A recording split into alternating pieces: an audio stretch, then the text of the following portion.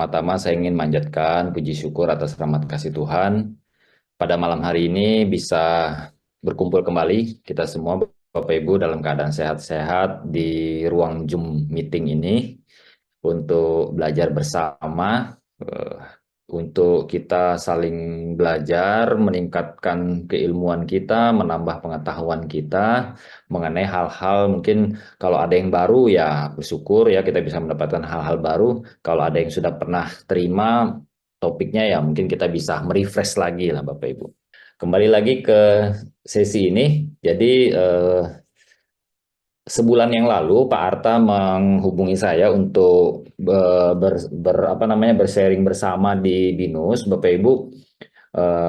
Sebenarnya yang pertama disampaikan adalah terkait dengan R ini, statistik R, Bapak Ibu ya, sebuah aplikasi untuk analisis data statistik.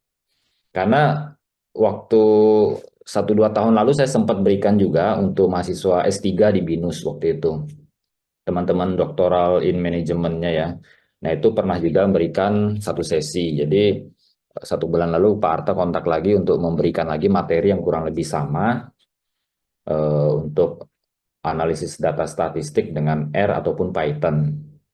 Nah, jadi tapi Pak Arta menambahkan satu sesi lagi, jadi 2 hari gitu ya, dengan yang kemarin gitu, sebagai mungkin dasar lah awalan kita dalam konsep riset. Nah, mungkin kemarin kita sudah membahas beberapa topik Bapak Ibu terkait dengan konsep-konsep publikasi ya, khususnya publikasi di jurnal-jurnal bereputasi. Ya, malam hari ini kita akan diskusi lebih teknis, yaitu mengenai analisis data. Karena dalam proses riset ataupun penelitian Bapak Ibu, data ini adalah satu hal yang apa ya kita istilahkan itu sesuatu yang pasti ada gitu. Jadi penelitian itu bisa dibilang tidak mungkin tanpa data gitu Bapak Ibu ya. Karena dalam pengembangan pengetahuan untuk empirical proses ya uji empirik itu maka hanya bisa dibuktikan dengan analisis dari data yang ada di lapangan maupun data sekunder. Jadi saya bisa sampaikan bahwa data ini menjadi hal yang sangat penting atau esensial dalam proses penelitian, termasuk proses analisisnya Bapak Ibu. Itu ya. Jadi kita perlu memahami sampai hal ini. Ini yang menjadi dasar mengapa setelah kita tahu basic-basic penelitian, kita perlu juga memahami metode analisis data. Ada 2 hal penting sebenarnya ya, yaitu kita memahami konsep penelitian itu apa. Jadi meneliti itu berbeda dengan kita mengarang sebuah novel, ya itu pasti berbeda Bapak Ibu. Meneliti itu juga berbeda dalam proses menciptakan sebuah karya seni yang kontemporer misalnya. Jadi itu ada perbedaan-perbedaannya. Jadi kita perlu memahami penelitian seperti apa. Namun ini adalah yang poin yang pertama. Poin yang kedua adalah kita juga perlu memahami teknik-teknik dalam penelitian termasuk proses pengolahan data. Ya, dan ini menjadi hal yang esensial seperti saya sampaikan tadi Bapak Ibu. Sehingga sesi ini menurut saya juga penting untuk kita semua sama-sama memahami ya. Nanti saya pikir kita akan lebih banyak praktek saja ya Bapak Ibu ya. Jadi Bapak Ibu, kita malam hari ini akan fokus kepada satu alat analisis data yang disebut dengan R ya, pemrograman R biasanya. Atau aplikasi R statistik, istilahnya sih banyak, tapi kata kuncinya adalah huruf R ini Bapak Ibu. R, kalau Inggrisnya R gitu ya. Nah, jadi kita akan mendalami hal ini bersama-sama. Langsung saja Bapak Ibu, R statistik itu aplikasi yang digunakan untuk analisis statistik Bapak Ibu. Mulainya dari mana gitu ya? Biasanya kan kita bertanya-tanya nih aplikasinya model gimana, mulainya dari mana, bukanya bagaimana, terus ini manfaatnya apa saja, apakah betul-betul bagus atau jangan-jangan kita belajar ini buang waktu gitu ya, sudah pakainya rumit, susah gitu. Dan jangan-jangan mahal juga. Kalau urusan uang ini kan sensitif Bapak Ibu. Dan berbagai alasan lainnya. Jadi itu kita coba lihat nanti dalam 2 jam ini apakah saya bisa meyakinkan Bapak Ibu untuk menggunakan aplikasi ini. Sebenarnya dalam tanda kutip saya mungkin setengah berpromosi juga Bapak Ibu ke aplikasi ini ya. Tapi yang saya pastikan saya tidak ada keuntungan apapun materi ataupun apa dari saya memperkenalkan aplikasi ini Bapak Ibu. Nanti kita lihat ya. Jadi untuk statistik seperti saya bilang ini adalah aplikasi untuk analisis data statistik. Kalau statistik saya pikir Bapak Ibu sudah pernah tahu lah ya, pernah dengar paling enggak. Statistik itu contohnya mencari rata-rata, mencari nilai maksimum, atau mencari hubungan antar variabel, dan lain-lain. Itu biasanya orang tangkap statistik adalah hal-hal seperti itu. Ya, melihat peluang misalnya ya. R statistik saya pikir Bapak Ibu sumbernya sangat banyak. Bapak Ibu ketik aja di Google ya, R statistik seperti itu, ya saya pikir itu sudah wah berhamburan gitu ya sumbernya ini. R statistik. Nah, ini. Nah, kalau kita ketik R statistik di Google itu sumbernya itu kalau kita lihat pencariannya itu ya bisa berapa ini ya berhalaman-halaman lah sampai ini terusannya ya terusannya ini bahasa Jawa ini ya. Saya juga heran website saya ini kadang-kadang muncul bahasa Jawa. R statistik ini sangat banyak referensi di internet. Saya hanya berikan beberapa link di PowerPoint ini, Bapak Ibu boleh coba-coba buka dan baca. Ya. Dan menurut saya kita tidak perlu bahas terlalu jauh lah ya, sejarahnya R bagaimana, ya. Kemudian ada hal-hal lain lagi di dalamnya banyak perkembangan sejarahnya R. Terus apa itu R, apa teknis-teknis yang terlalu komputer itu, menurut saya kita tidak perlu tahu karena apalagi kita ini di bidang bisnis dan manajemen ya. Yang paling penting saya pikir adalah kita tahu cara menggunakannya, tahu cara membaca hasilnya itu Bapak Ibu. Ya. Dan kita yakin bahwa aplikasi ini valid gitu ya. Kalau tidak yakin bagaimana kita mau menggunakan. Nah, bagaimana supaya kita yakin aplikasi ini valid? Ya, pertama-tama mungkin saya bisa beri contoh beberapa riset Bapak Ibu yang menggunakan R gitu ya. Ini juga artikel jurnal di Scopus ya harusnya ya. Karena Elsevier, ya kan penerbitnya Elsevier ini rata-rata jurnalnya terindeks Scopus. Ini juga menggunakan R Bapak Ibu. Nah, salah satu library-nya SEM-in-R. Jadi dalam R itu banyak paket, banyak alat yang kita bisa gunakan. SEM-in-R ini untuk PLS SEM. Saya belum tahu nih Bapak Ibu apakah pernah dengar PLS SEM? Sudah pernah dengar ya? Ada yang pernah dengar PLS SEM?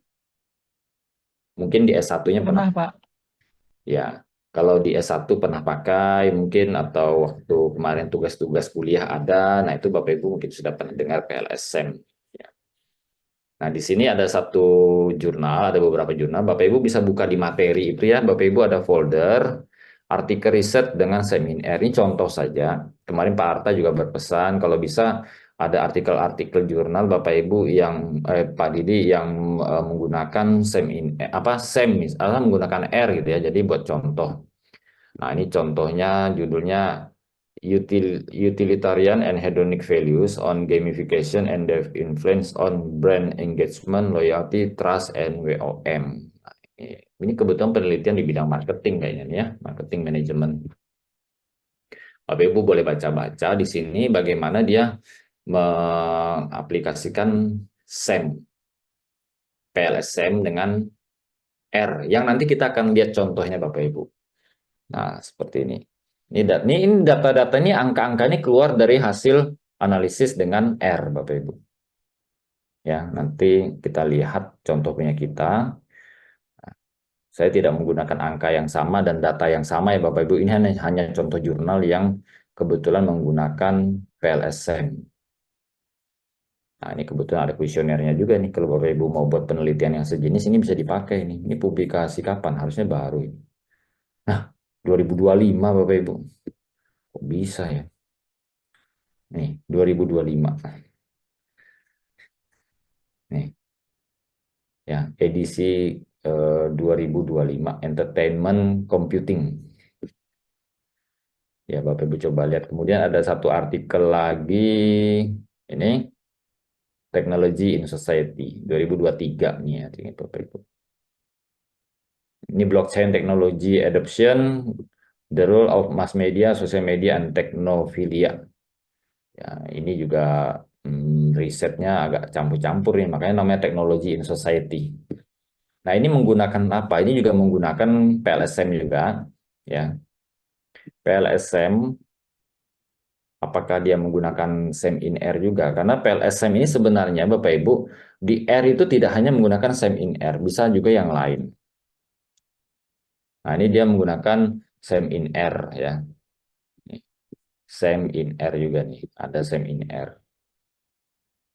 Ya, oke. Jadi saya bisa sampaikan bahwa R statistik ini boleh kita pakai secara resmi karena sudah banyak riset publikasi yang bereputasi juga menggunakan bahasa R.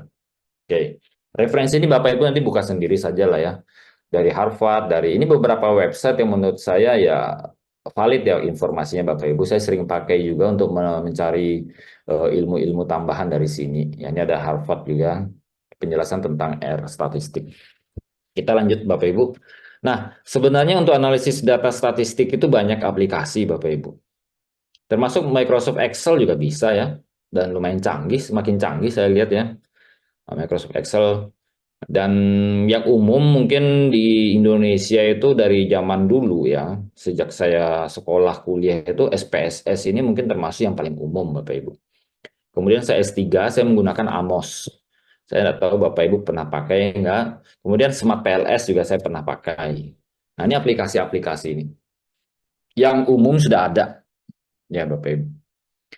Uh, jadi pertanyaannya kenapa Pak Didi sekarang pakai R? Apa kurang kerjaan ya Pak belajar semua software gitu? Ya Bapak Ibu, uh, SPSS saya pernah belajar, pernah pakai. Saya bahkan beli bukunya cukup banyak di Gramedia zaman dulu. Amos saya pernah beli bukunya juga di Gramedia zaman dulu ya. Smart PLS saya juga banyak sekali referensinya ya pernah pakai juga dalam riset publikasi saya pernah dan beberapa software yang lain lagi. Terus sekarang ada R lagi ya. Aduh, semua dipelajari Pak Didi ini kurang kerjaan gitu ya. Pertanyaannya kenapa saya belajar R? Jadi saya bisa eh, simpulkan saja Bapak Ibu dari pengalaman saya menggunakan alat-alat riset statistik R ini termasuk canggih ya. Canggih dan gratis. Nah, itu yang terakhir ini menjadi alasan utama saya juga Bapak Ibu. Loh, pakai SPSS kan juga bisa Pak Didi. Ini adalah software berbayar. Dan hebatnya R ini gratis Bapak Ibu. Wah, ini menjadi kata kunci yang sangat penting menurut saya. Apalagi kita ini orang bisnis manajemen ya. Kata gratis ini termasuk kata kunci yang penting gitu. Tapi tentu gratis bukan segalanya Bapak Ibu. Kalau ternyata aplikasi itu rumit dipakai. Karena Bapak Ibu perlu tahu, R ini sudah ada lama loh Bapak Ibu. Lama sekali. Saya nggak tahu apakah R ini lebih lama dari umur saya atau umur Bapak Ibu ya. Tapi R ini termasuk sudah usia saya pikir sudah 20-an tahun ada.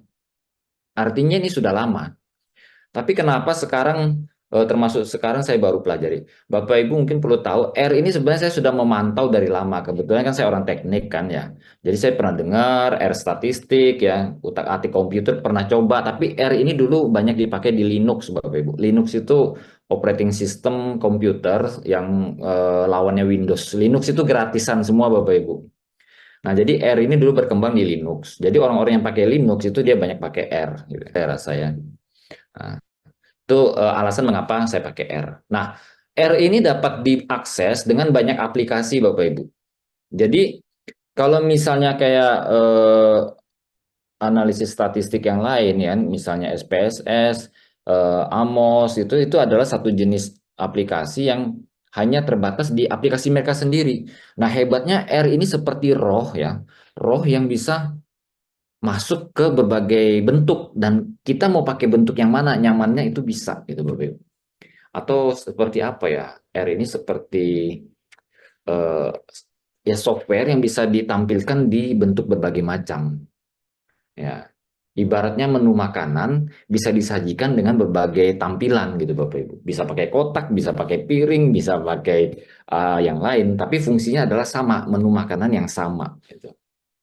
Nah, saya ingin sampaikan di sini aplikasi R itu banyak, Bapak Ibu, dan saya kenalkan sekilas saja. Kalau R Studio itu aplikasinya seperti ini. Saya ada install di laptop saya.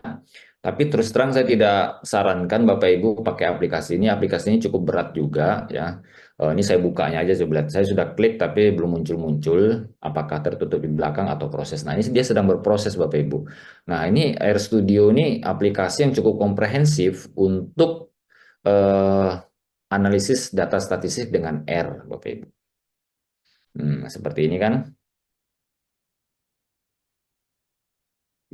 Ya, Bapak Ibu, ini tampilannya seperti ini ya. Nah, ini cukup rumit dan menurut saya ya karena kita harus menginstal ini Bapak Ibu, menginstal software dan Bapak Ibu perlu tahu saya sangat menghindari hal itu. Itulah mengapa saya menggunakan R, salah satunya adalah karena saya tidak mau menginstal aplikasi ke dalam laptop saya banyak-banyak, itu Bapak Ibu. Supaya laptop saya tetap ringan ya. Kebetulan saya orang komputer, jadi saya memahami bagaimana manajemen komputer hardware ini lebih efektif ya. Intinya jangan install banyak-banyak aplikasi, gitu Bapak Ibu. Nah, kemudian setelah RStudio ada lagi yang lain Bapak Ibu, Google Colab. Ada yang pernah pakai Google Colab, Bapak Ibu? Kalau boleh tahu? Belum, Pak.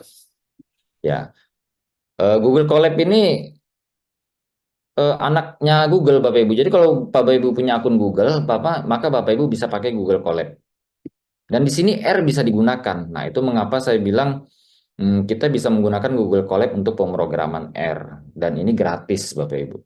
Ya, makanya saya bilang R ini canggih karena dia bisa dipakai di mana-mana. Dan Google mensupport ini. Tetapi dalam pengalaman, saya mulai melihat kelemahan Google di R itu dia tidak terlalu fokus. Dan Google itu lebih fokus di Python, Bapak Ibu. Nanti kita lihat sekilas Python. Tapi saya ingin fokus ke R saja malam ini menurut saya. Karena waktu kita terbatas ya nanti mungkin Python Bapak Ibu bisa lihat di YouTube saya juga Bapak Ibu. Saya sampaikan Bapak Ibu bahwa dalam penelitian data itu sangat penting. Nah, loh, Pak Didi, kalau penelitian kan yang ada data angka kan cuma kuantitatif. Nah, ini hati-hati Bapak Ibu. Sebenarnya kuantitatif kualitatif itu tidak ditentukan oleh angka atau bukan angka. Nah, saya pikir nih Bapak Ibu mungkin beberapa ada yang paham, ada yang mungkin masih rancu ya. Loh, kalau angka bukannya pasti kuantitatif, kalau kalau kualitatif pasti bukannya tidak ada angka. Angka juga bisa jadi kualitatif Bapak Ibu. Nah, dan dalam penelitian kualitatif, seperti contoh jurnal yang kemarin saya tunjukkan ke Bapak Ibu, mahasiswa saya, si Lili kemarin ya, mana saya coba buka. Itu penelitiannya adalah kualitatif Bapak Ibu. Jadi penelitian Lili yang publish di BINUS ini misalnya, ini adalah penelitian kualitatif.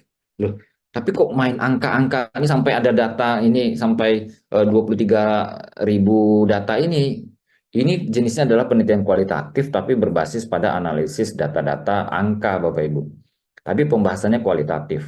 Ini menggunakan natural language processing ya. Nah, ini sebenarnya tipenya adalah jenis kualitatif. Kemudian kita kembali lagi ke sini.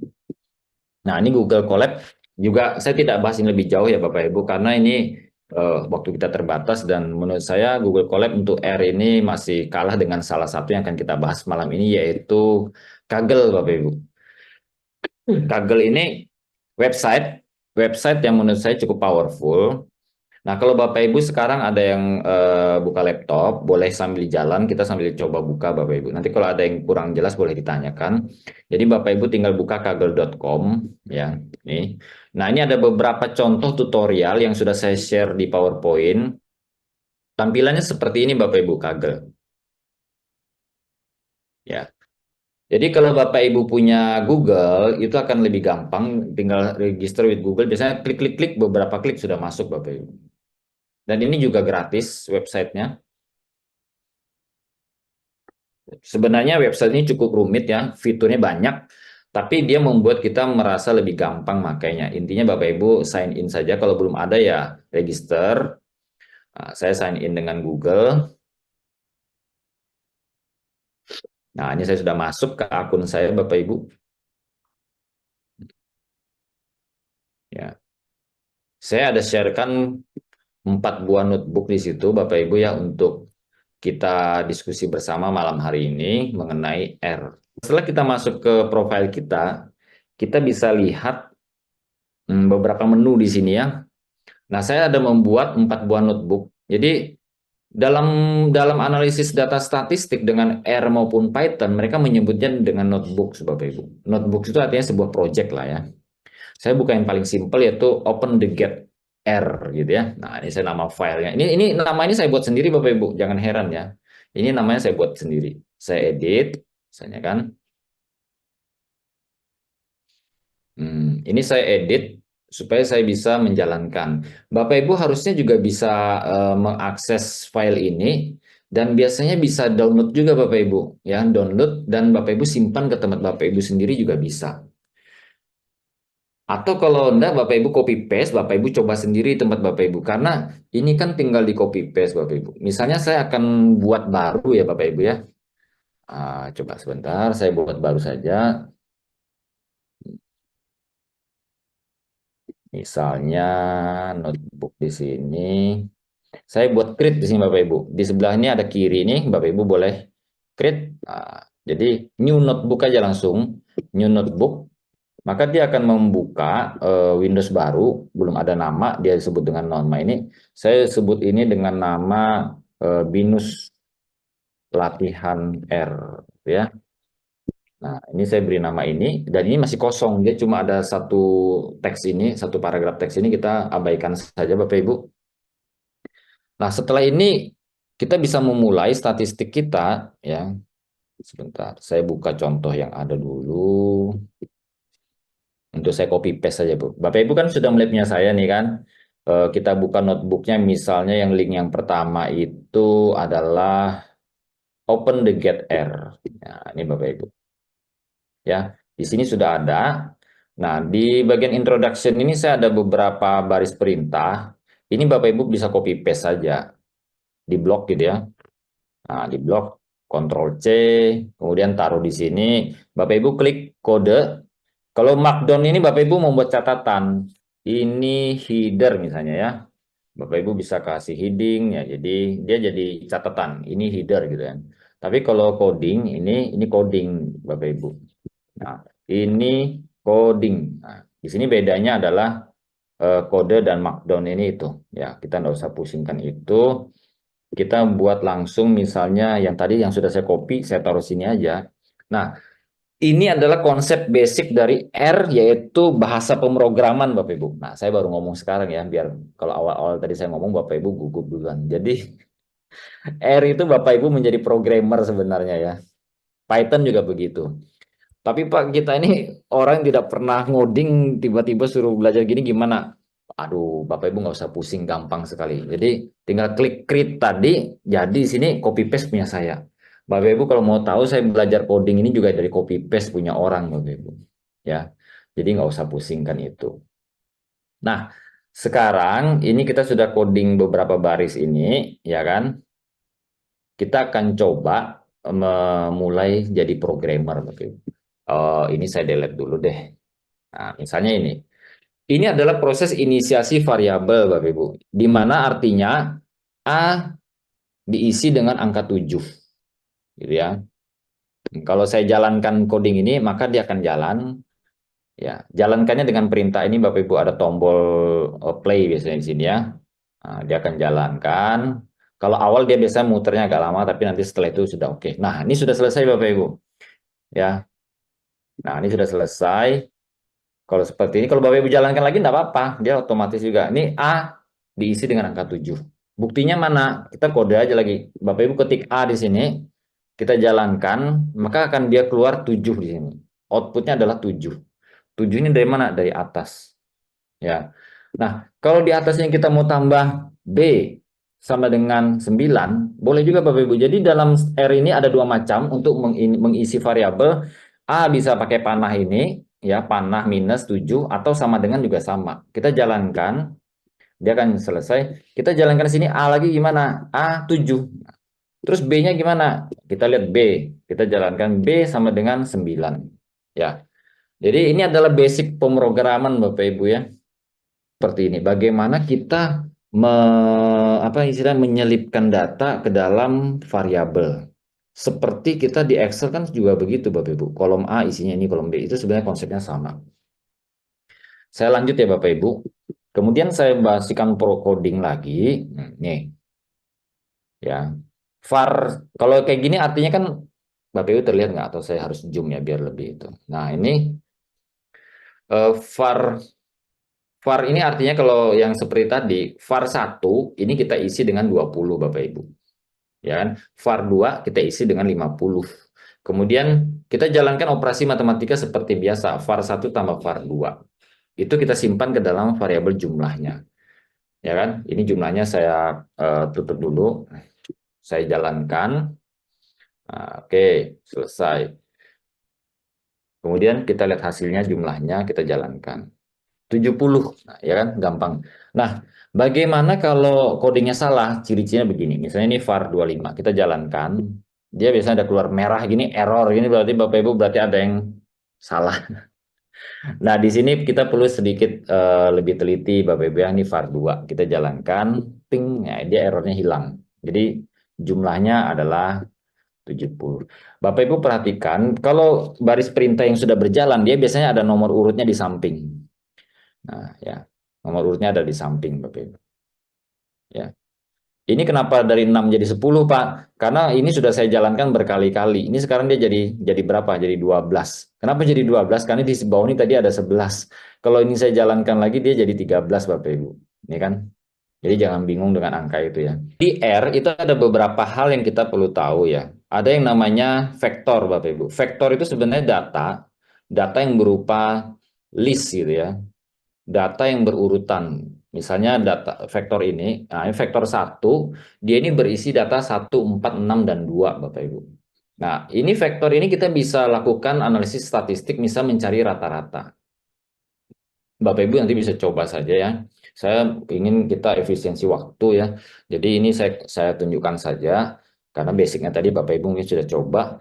Nah, ini vektor ini kita bisa menggunakan rumus min. Min ini artinya mencari rata-rata dari vektor 1. Perintahnya seperti ini Bapak Ibu, sangat sederhana.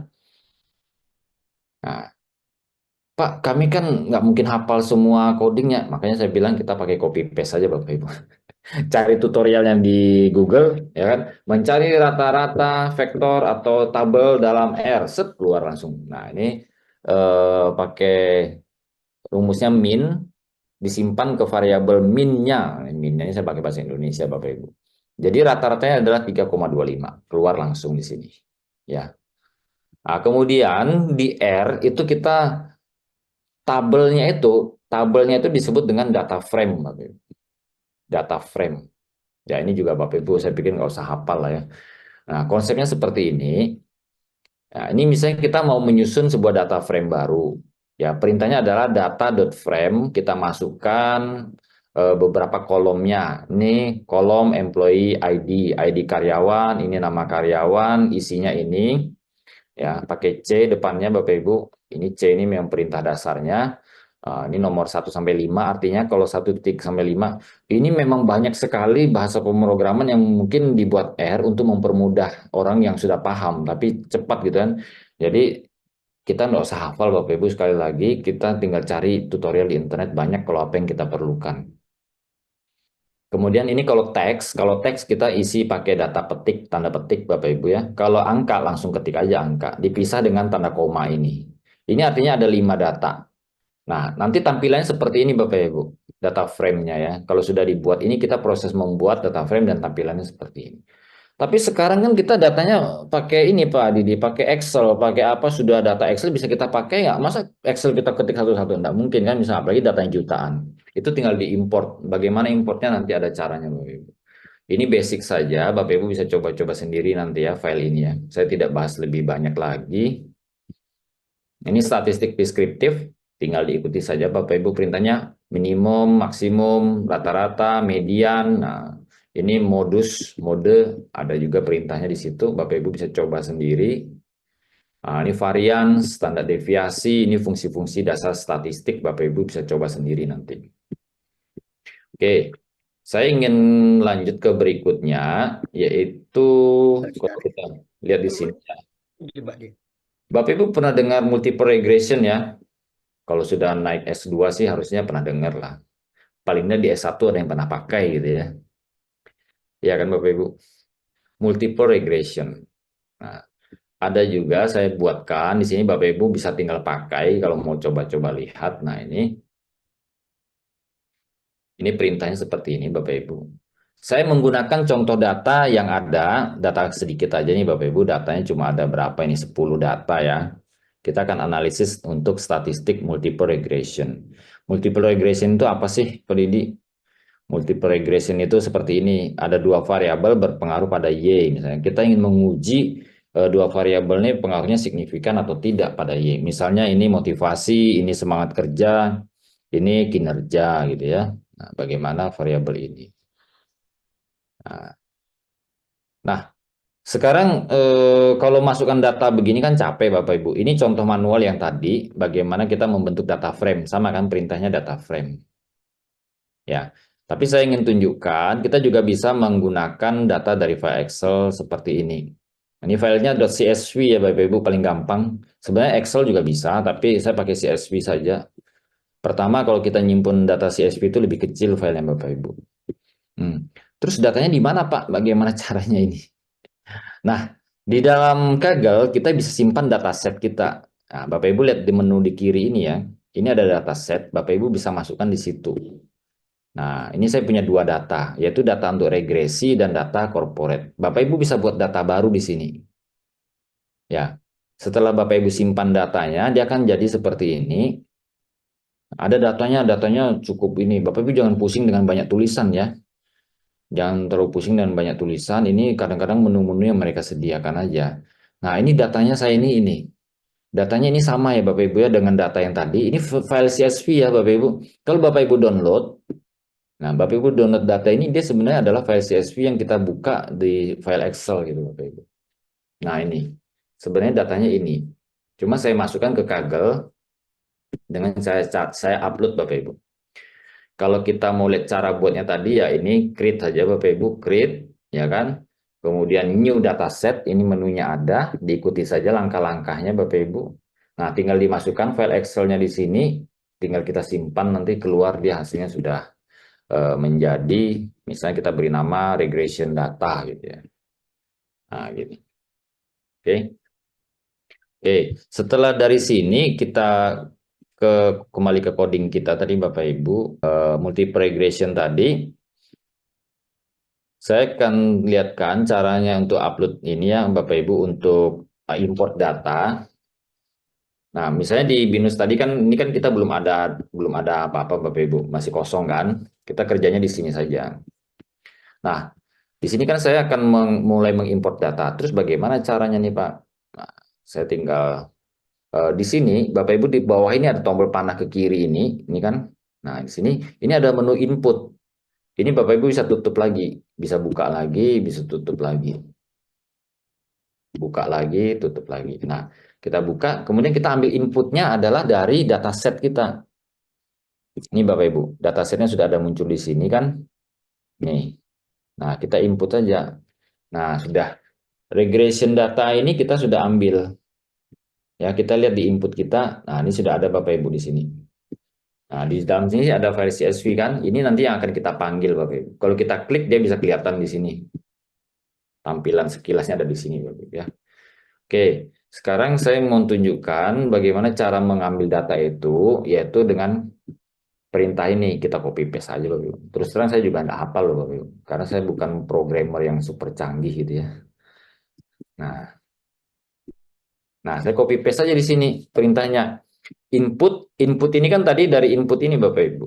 Input regression data ini adalah nama dataset saya. Kemudian nama tabelnya adalah data 4 mulrek B. Nah, ada B-nya lagi. B ini binus maksud saya. Ya.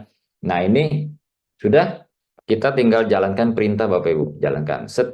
Nah, error. Kenapa error? Sebentar. Multiple brace CSV.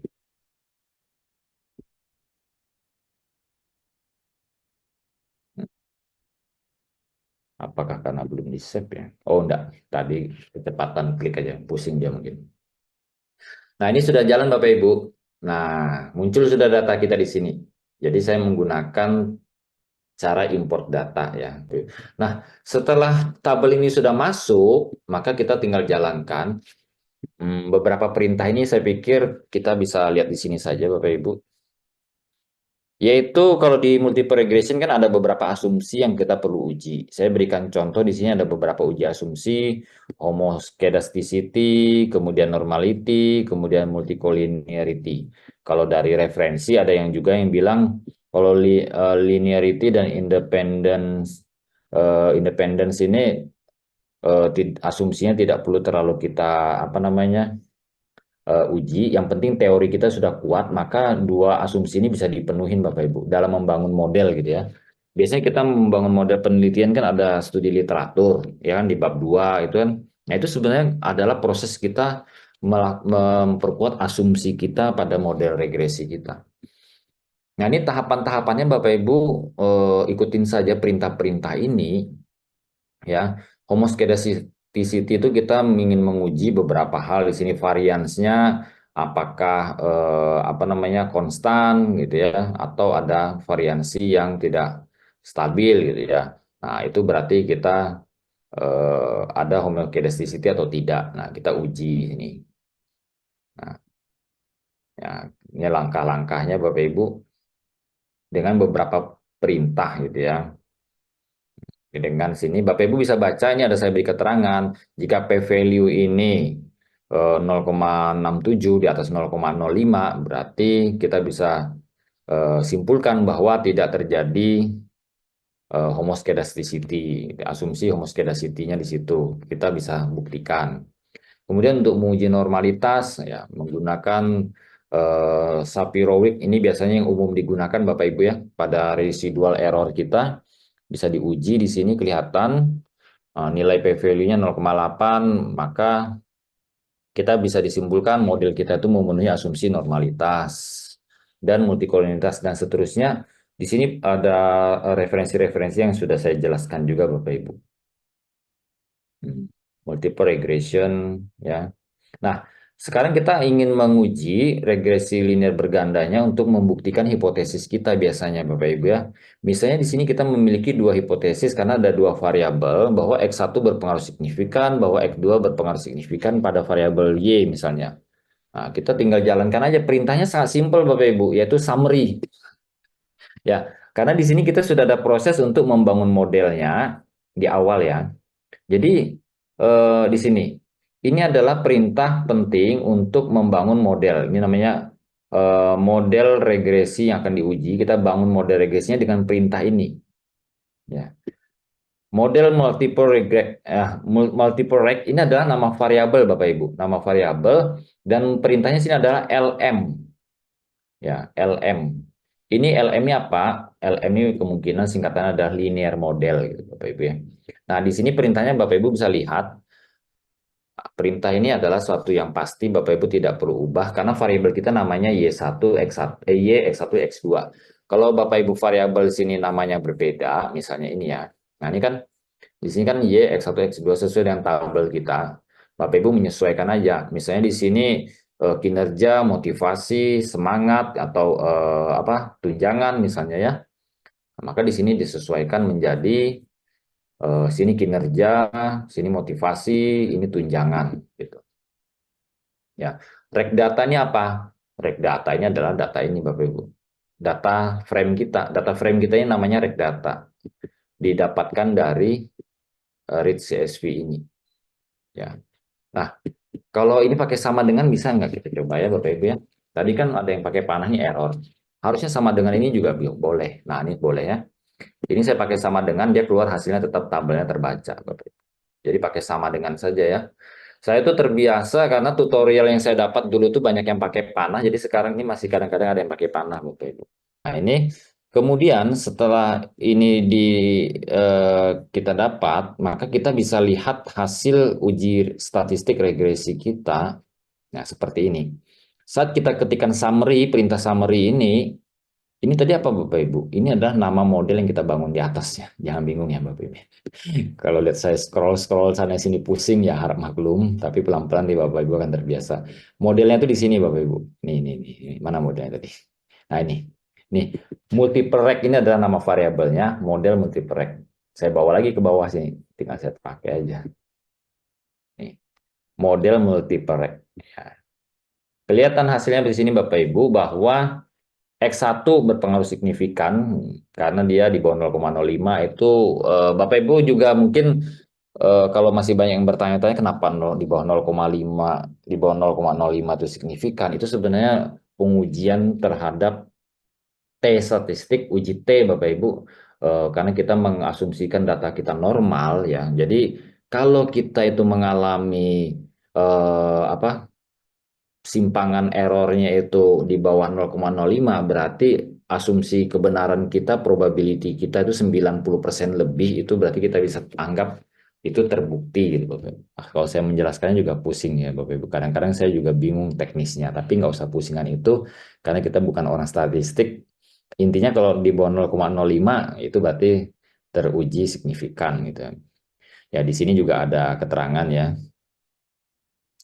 Nah, untuk X2-nya terbukti di sini tidak signifikan karena lebih besar dari 0,05 itu 0,09. Kemudian di sini ada R square yang biasa dipakai ya, adjusted R square juga biasa dipakai, dan beberapa hal lainnya. Ini sudah ada saya berikan contoh kesimpulan di sini Bapak Ibu ya.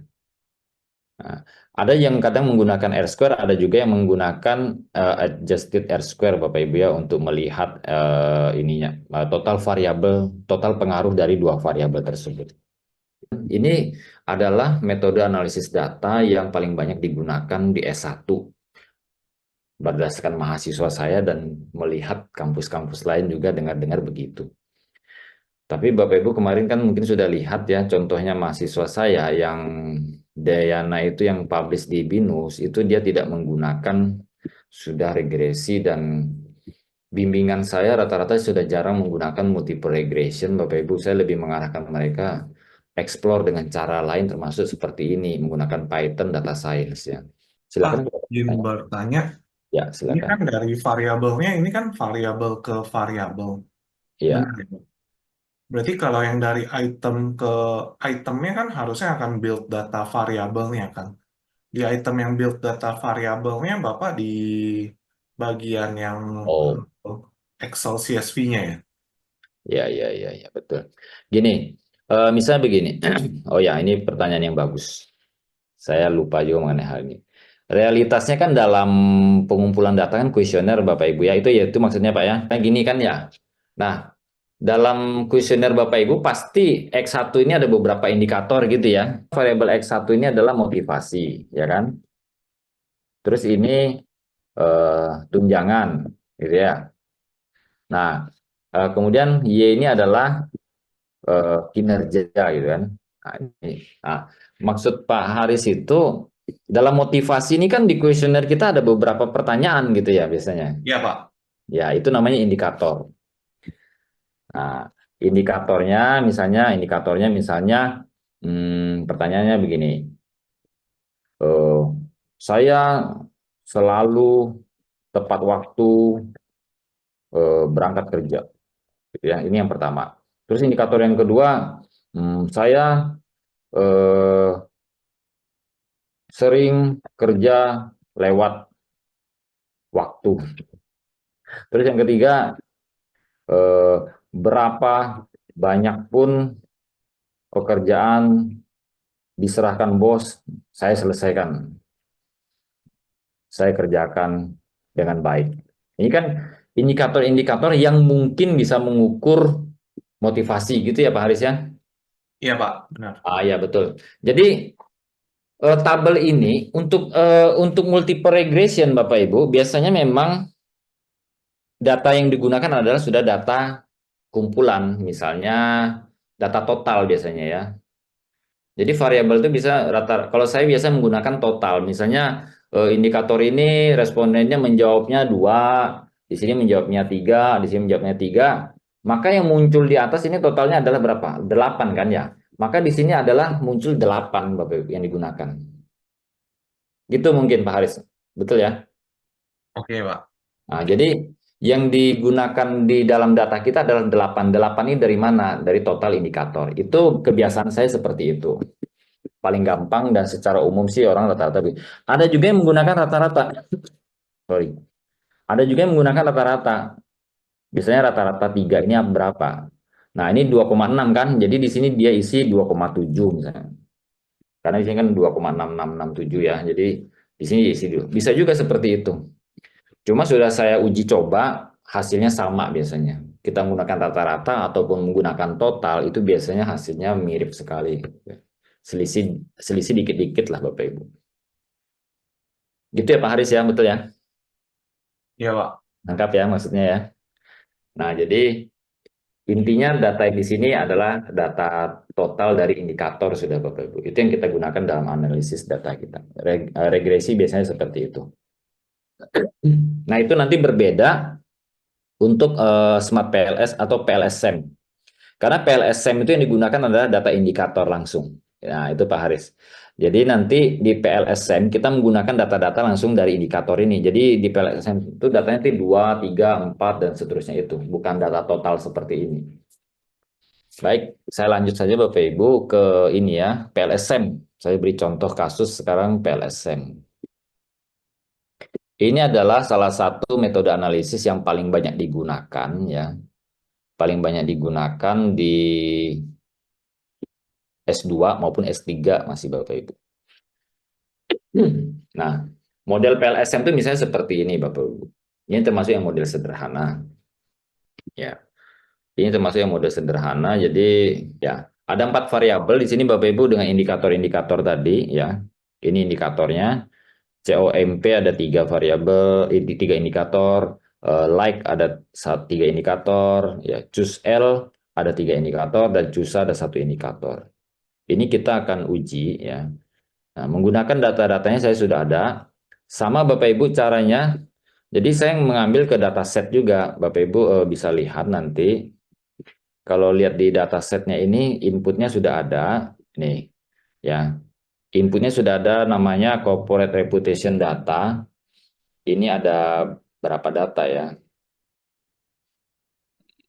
Datanya ada, ya ini ada detailnya ada di sini Bapak Ibu. Ada 300-an data kalau nggak salah, 300-an baris data. Ya.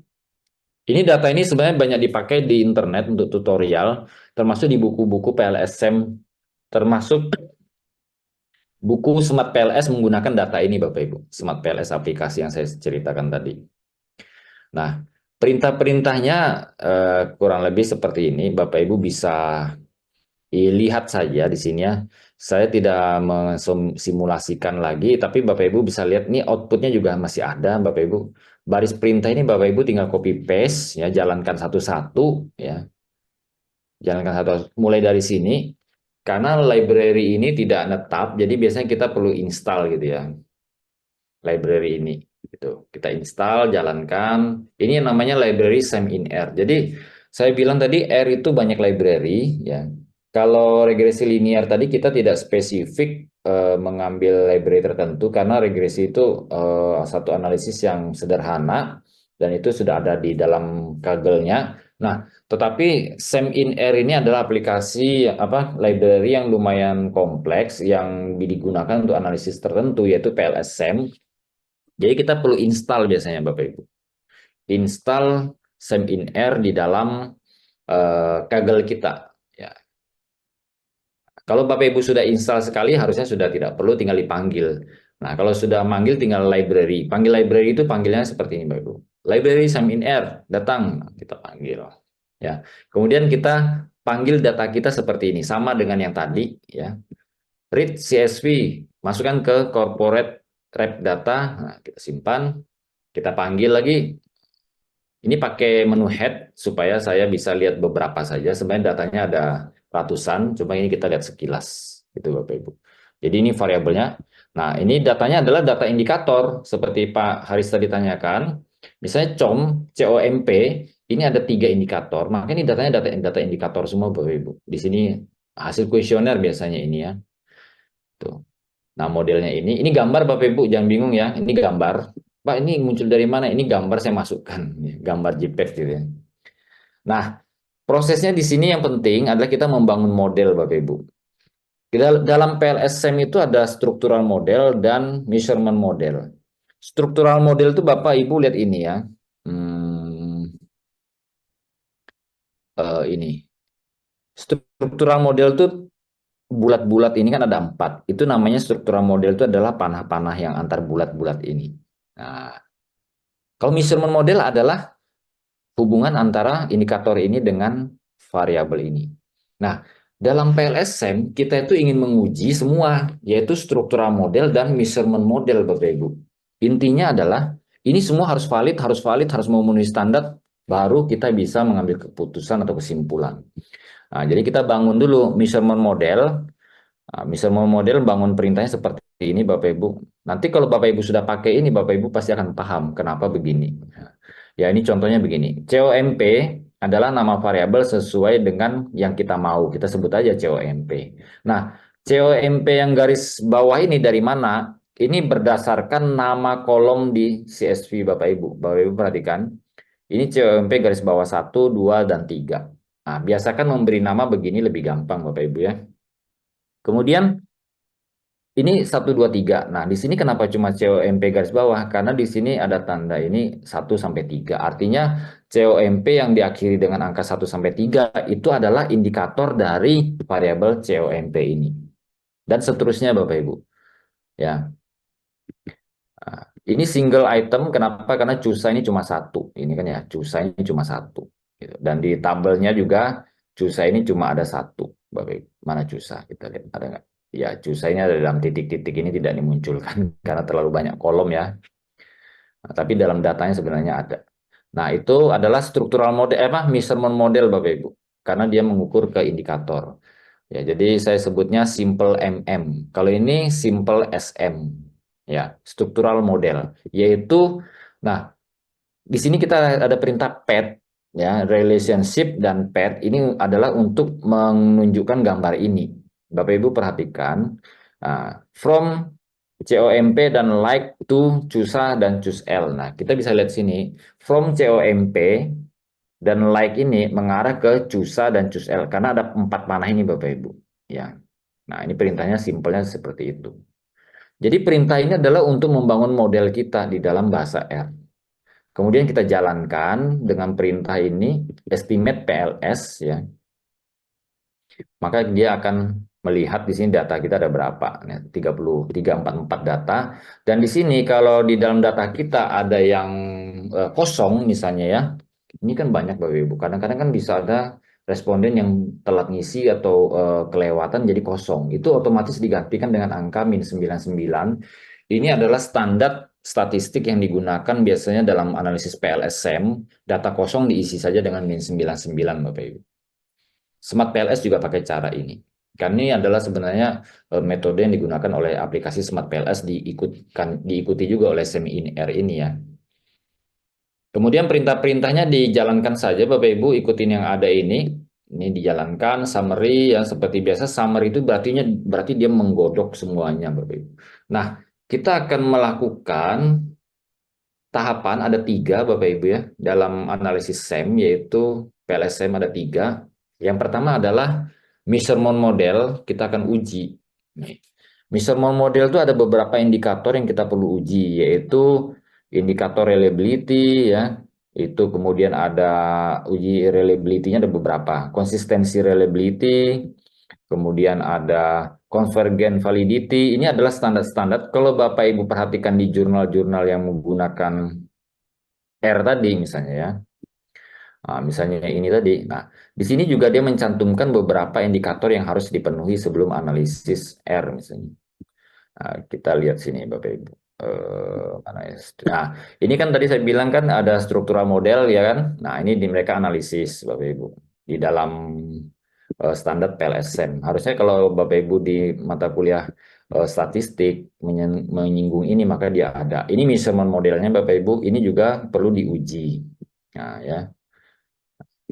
Nah, di minimal model ini biasanya yang diuji adalah reliability, dan validity. Ya, ini contohnya reliability dan convergent validity. Inilah yang kita uji di dalam angka-angka tadi, mulai dari Kromba Alpha, ROC, AV. Ini semua akan di-outputkan dari sini, Bapak Ibu. Ini AV, ya kan? Nah, di sini. Nanti data-data ini kita tinggal pindahkan ke dalam laporan penelitian kita. Dan kemudian sekarang ada namanya discriminant validity, itu biasanya menggunakan heterotrait monotrait rasio HTMT. Ini yang umum sekarang banyak digunakan di riset-riset Bapak Ibu. Pas penjelasannya sudah saya berikan juga di sini. Nah, ini untuk struktural modelnya. Struktural model ini intinya adalah menguji antar variabel tadi Bapak Ibu, ya. Nah, di sini kelihatan hingga nanti akhirnya adalah menguji ke signifikan hubungan antar variabel, ya. Di sini kelihatan misalnya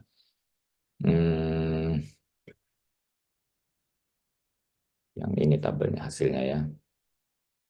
Nah, ini di sini terlihat cara membacanya, bisa lihat petunjuk yang ada di sini ya Bapak Ibu. Nah, di sini sebenarnya ada referensinya. Saya menggunakan bukunya Harry ini, ya. Kalau kita lihat di sini, misalnya di antara 25 persentil dan 97,5 persentil ini, kalau ada nilai 0 di antara dua data ini, berarti dia tidak berpengaruh signifikan, Bapak Ibu. Misalnya, COMP ke CUSL ini ada nilai 0 di antara dua data ini. Karena ini minus ya Bapak Ibu, ya, kelihatan ya. Ini kan minus 0,09 dan ini 0,1. Jadi di antara dua data ini ada angka 0, maka bisa dikatakan COMP dan CUSL ini tidak berpengaruh signifikan. COMP tidak berpengaruh signifikan kepada CUSL. Ya. Gitu Bapak Ibu. Cara membaca hasilnya, ya. Nah, ini perintah ini didapatkan dari perintah-perintah ini. Kalau yang R2 dan F ini itu untuk melihat kualitas saja Bapak Ibu, ya. Kualitas model kita. Misalnya seperti ini. R square misalnya, ya. CUSA ini R square-nya segini. Berarti 29% variabel CUSA-nya dipengaruhi oleh yang ada dalam model. CUSA ini kan yang ini Bapak Ibu. Kalau kita lihat tadi, ya. Berarti 29% CUSA ini dipengaruhi oleh COM dan like. Ada variabel lain yang berpengaruh kepada CUSA. Nah, sementara CUSL ini dipengaruhi oleh COM, CUSA, dan like ini mempengaruhi variabel CUSL ini senilai dengan R square yang kita lihat di sini, Bapak Ibu. 56%. Berarti ada 40% lebih CUSL itu dipengaruhi oleh variabel lain. Gitu. Cara membacanya seperti itu. Ya, ini adalah PLSM menggunakan R. Dan ini semuanya gratis, tidak perlu install aplikasi. Mengapa saya bilang powerful? Karena itu. Dan R ini hanya bagian kecil dari fungsi R. Kalau Bapak Ibu lihat di tutorial saya, ada beberapa analisis statistik lagi yang menggunakan R. Ya. Tapi di situ saya menggunakan R Studio, Bapak Ibu. Dulu saya menggunakan R Studio banyak. Kalau R Studio itu dia konsepnya bukan pakai ini Bapak Ibu, bukan pakai notebook, tapi dia pakai baris perintah satu-satu begini. Nah, tampilannya nanti di bawah. Misalnya Bapak Ibu jalankan satu perintah ini, dia akan muncul di bawah sini hasilnya. Nah, itu berbeda. Kalau Google Colab dan Kaggle ini mirip, dia menggunakan sistem notebook. Maka jadi dia satu baris perintah kita langsung bisa lihat di bawahnya. Kalau kayak gini kan tidak ada output di bawah karena memang ini tidak mengeluarkan output ya Bapak Ibu. Nah, kalau kayak gini dia mengeluarkan output 4 misalnya, dia keluar angka 4. Pak, izin bertanya Pak. Silakan Bu. Tadi saya dilihat PLS SMN-nya ada variabel CUSA yang pakai single indikator Pak. Iya betul. Indikator yang ideal itu minimalnya berapa ya Pak?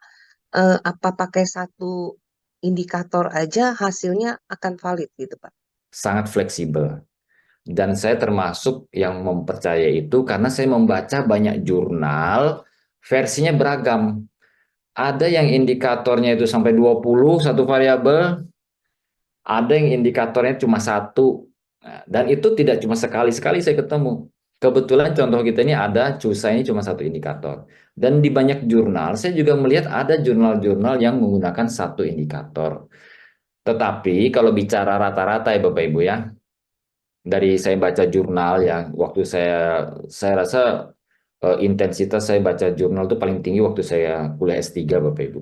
Dari banyak jurnal yang saya baca, itu rata-rata ya, indikator itu 3 sampai 5 idealnya biasanya. Nah, tapi kembali lagi, saya tidak bilang harus begitu ya Bapak Ibu. Nah, sebenarnya konsepnya bagaimana Pak? Dari Bu Vivi tanyakan. Jadi yang benar itu seperti apa? Indikator itu apa Bapak Ibu sebenarnya? Indikator itu kan perwakilan variabel ya, untuk supaya kita bisa mengukur variabel tersebut. Nih, variabel motivasi ini kita mau ukur. Kita menggunakan 3 indikator ini. Nah, yang pasti indikator itu kita tidak boleh karang sembarang ya Bapak Ibu. Indikator harus ada referensinya. Indikator, Bapak Ibu perlu tahu ya, dalam menyusun indikator ini sebenarnya satu penelitian sendiri loh. Itu biasanya menggunakan misalnya prinsipal komponen analisis ya, atau faktor analisis itu bisa ya untuk menghasilkan indikator dalam penelitian kita gitu ya. Indikator ini adalah yang paling tepat untuk mengukur motivasi. Saya misalnya beri contoh. Saya sering kerja lewat waktu. Apakah itu mengukur motivasi sebenarnya? Kalau mau berdebat, ya itu sebenarnya kurang tepat lah. Kerja lewat waktu itu berarti tidak tahu atau tidak tahu tidak tahu manajemen waktu. Itu bukan motivasi tinggi, itu sebenarnya tidak tahu manajemen waktu. Jadi boleh kita hapus. Oke, saya hapus gitu. Jadi tinggal 2 dong. Nggak apa-apa. Tapi 2 ini yang penting sudah bisa mengukur motivasi. Sudah cukup. Kalaupun tinggal 1, saya selalu datang tepat waktu. Itu motivasinya kan tinggi Bapak Ibu. Ya kan? Kalau ini berapa banyak pun pekerjaan diserahkan, saya kerjakan dengan baik, itu bukan motivasi tinggi sebenarnya, itu sama aja terlalu lugu. Oke, saya delete. Oh, delete. Ini tidak bisa mengukur nih, berarti tinggal 1. Ini contoh Bapak Ibu ya, tapi untuk mengurang-urang ini sebenarnya kita perlu konsep yang jelas ya, tidak boleh sembarang kurang. Nah, akhirnya pada kondisi ini motivasi hanya cukup diukur dengan 1 indikator ya sudah. Bapak Ibu harus pede itu. Yang penting ada referensi. Saya kasih tips lagi Bapak Ibu, mahasiswa bimbingan saya selalu bilang begini. Dalam kuesioner kamu tidak boleh lebih dari 20 pertanyaan. Alasan saya sederhana Bapak Ibu. Orang sekarang semua sibuk. Kamu mengumpulkan data dengan kuesioner terlalu panjang, orang sudah emosi duluan tuh. Dan kadang-kadang bisa bias ngisinya nanti. Loh, kok alasannya cuma gitu aja Bapak Ibu? Serius, karena kita ini orang manajemen, selalu memperhitungkan efisiensi efektivitas. Nah, kalau misalnya indikator saya ada 100 Pak Didi, misalnya dari 5 variabel ada 100, terus Pak Didi suruh saya jadikan cuma 20 pertanyaan gimana? Bisa diatur. Orang manajemen itu apa yang tidak bisa diatur? Yang penting teorinya kuat Bapak Ibu. Data science ini menurut saya adalah masa depan riset juga sangat penting. Jadi dia menggunakan Python, library Python, dia tidak menggunakan R, tapi sudut pandangnya berbeda. Kalau di multiple data science, kita sebenarnya tidak menguji hipotesis, tapi kita membangun model, Bapak Ibu. Di Google Colab, mirip juga Bapak Ibu, coding-coding juga, dan ini menggunakan konsepnya notebook juga. Ya, kalau kita download ini, dia apa namanya, extension filenya tuh IPYNB Bapak Ibu, itu namanya notebook. Ya, kalau kita mau download ini juga dia bisa menjadi file IPYNB. IPYNB, apakah Bapak Ibu melihat ya di layar sini? IPYNB. Ini adalah notebook. Notebook itu bisa dibuka di banyak aplikasi. Data science ini R juga bisa Bapak Ibu, tapi R kalah dengan Python. Itulah mengapa saya terpaksa harus belajar Python juga, karena data science itu Python jauh lebih powerful Bapak Ibu dibandingkan R ya. Nah, seperti ini. Ini sebenarnya multiple regression, tapi dia konsepnya membangun model Bapak Ibu, tidak menguji hipotesis ya. Ini data science ini sebenarnya konsepnya machine learning. Machine learning sudah pendekatannya AI Bapak Ibu. Jadi di dalamnya itu banyak menggunakan library kayak NLP ya, Natural Language Processing, itu sebenarnya konsep basicnya adalah AI yang membantu kita mengolah data teks.